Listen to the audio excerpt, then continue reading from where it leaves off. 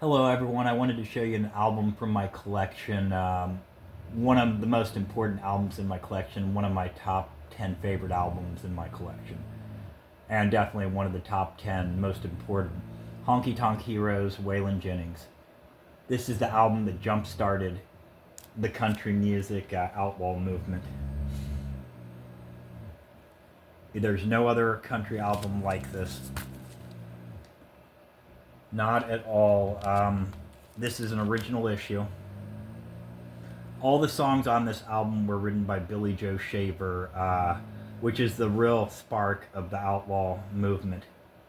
This is the most amazing country album I've ever heard in my life. And I've heard a lot of country albums, a lot of classic albums from 1950s on, and this is the most important one to me.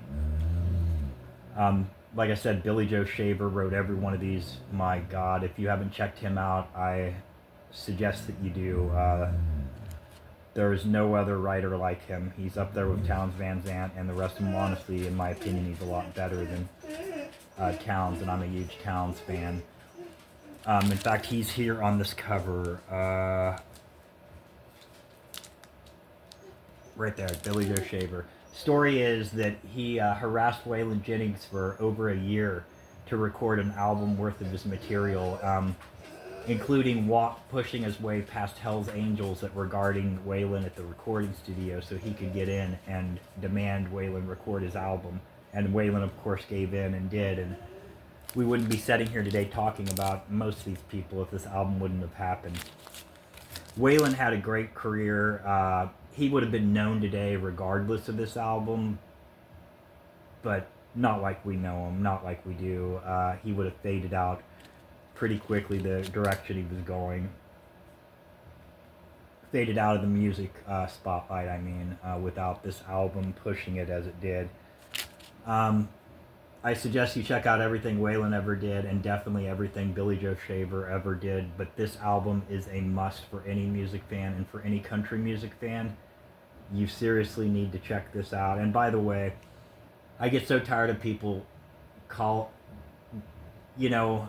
invoking the outlaw movement tag and outlaw music tag and thinking that it has to do with nothing but lyrics about drinking or drugs or hard times. Yeah, those things are in there, but the reason why they called it the outlaw country music movement is because it was a bunch of artists like Johnny Cash, Waylon Jennings, Billy Joe Shaver, David Allan Coe, Roger Miller, Chris Christopherson, Steve Goodman, John Prine, all these people that were doing things outside the box of normal country music and popular country music at the time.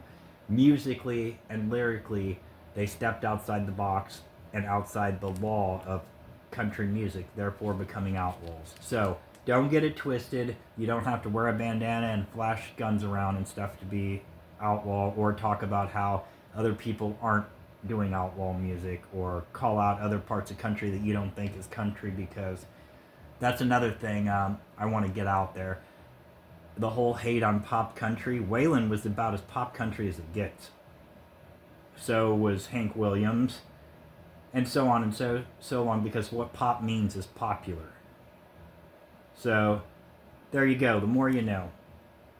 Waylon Jennings, Honky Tonk Heroes. I was lucky enough, and when we owned a store, I bought out a large collection of records, because we ran a records section. A lot of you know me from there.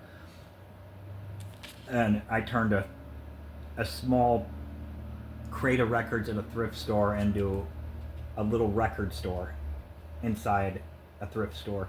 And it was amazing, and it was its own little community, and I miss it. But anyway, I scored this at a buyout. It literally cost me less than a penny in the grand scheme of things. I got it in near mint condition, like I said, original release. One of the most important parts of my collection. Anyway, God bless you. Have a great day. Take care of yourselves and each other, and spin an album today.